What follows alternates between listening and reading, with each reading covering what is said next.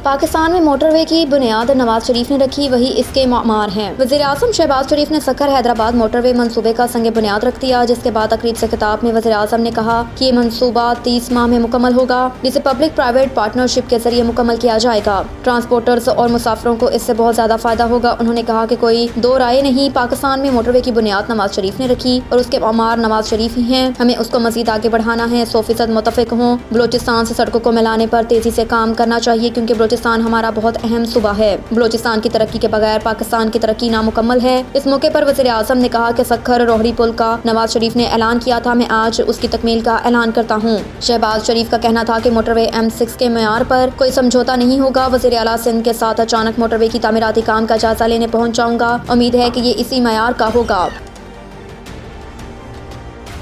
तौहीन election commission case में इमरान खान, असद उमर और फवाद चौधरी तलब। इलेक्शन कमीशन ने इमरान खान, असद उमर और फवाद चौधरी के खिलाफ तौहीन इलेक्शन कमीशन केस की समाअत की। PTI रहनुमाओं के वकील फैसल चौधरी कमीशन में पेश हुए और बताया कि अदालत के अलालत के बायस उनके मुवक्किलान पेश नहीं हो सकते। फैसल चौधरी ने कहा कि सुप्रीम कोर्ट में इलेक्शन कमीशन की अपील पर तहरीरी फैसला नहीं आया, मुनासिब होगा कि सुप्रीम कोर्ट की गाइडलाइंस और फैसला आने दिया जाए। असद उमर के वकील अनवर मंसूर ने कहा कि मुनासिब होगा कि सबका केस एक साथ ही चलाया जाए। मेंबर KP इलेक्शन कमीशन ने कहा कि हम पर कोई शक ना करें, किसी से अनाद नहीं। अगर कमीशन गलती करता है तो हाई कोर्ट से आपको रिलीफ मिल जाएगा। मेंबर सिंध ने कहा कि तौहीन किसी की जात की नहीं, कमीशन की बतौर इदारा हुई है। इमरान खान के वकील फैसल चौधरी ने कहा कि पूरा यकीन है कि कमीशन इंसाफ करेगा। मेंबर पंजाब ने कहा कि असद उमर ने अदालत में मुआफी मांगी तो यहाँ क्यों नहीं आते, कमीशन आकर भी कह दें कि ये नहीं कहना चाहते थे। माहौल में बेहतरी आना बहुत ज़रूरी है। फैसल चौधरी ने जवाब दिया कि आपका पैगाम पहुँचा दूंगा।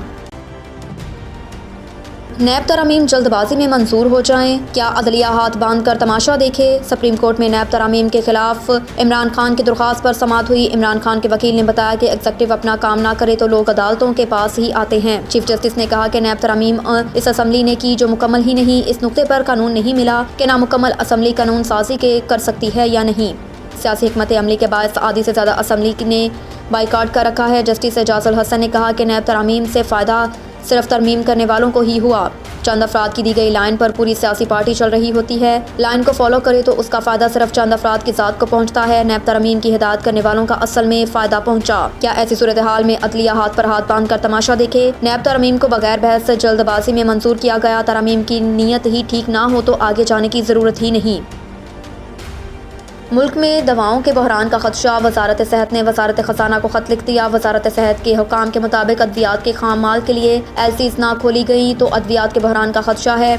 अद्विया साज कंपनियों के पास सिर्फ चंद हफ्तों का खाम माल बचा है। हुकाम की जानिब से बताया गया कि drug regulatory authority of Pakistan की सिफारिश पर वजारत ख़जाना को ख़त लिखा।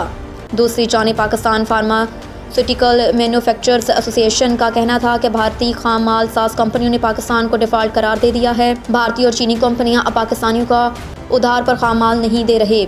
LCs खोलने का मसला हल ना किया गया तो मुल्क में अद्वियात और मेडिकल डिवाइसेस का संगीन बहरान होगा। अलावा अजीज तर्जुमान स्टेट बैंक ने कहा कि पेट्रोलियम और फार्मास्यूटिकल मसनूआत की दरामद पर कोई पाबंदी नहीं। गवर्नर स्टेट बैंक की वाज़ेह हदायत है कि पेट्रोलियम और फार्मास्यूटिकल के लिए LCs बंद ना की जाएँ।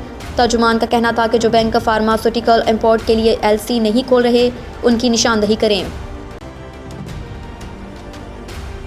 नोबल इनाम याफ्ता मलाला यूसुफजई लाहौर पहुंच गई। ज़राए के मुताबिक मलाला यूसुफजई अपने वालिद के हमरा लाहौर आई हैं। यहाँ वो मुख्तलिफ सेमिनार्स में शिरकत करेंगी। इस मौके पर लम्सी यूनिवर्सिटी में मलाला यूसुफजई के एजाज़ में तकरीब का अहतमाम किया गया। ज़राए के मुताबिक मलाला यूसुफजई 16 दिसंबर को वापस जाएंगी। इस मौके पर मलाला ने सोशल मीडिया पोस्ट भी शेयर की जिसमें उन्होंने वतन वापस आने पर खुशी का इजहार किया।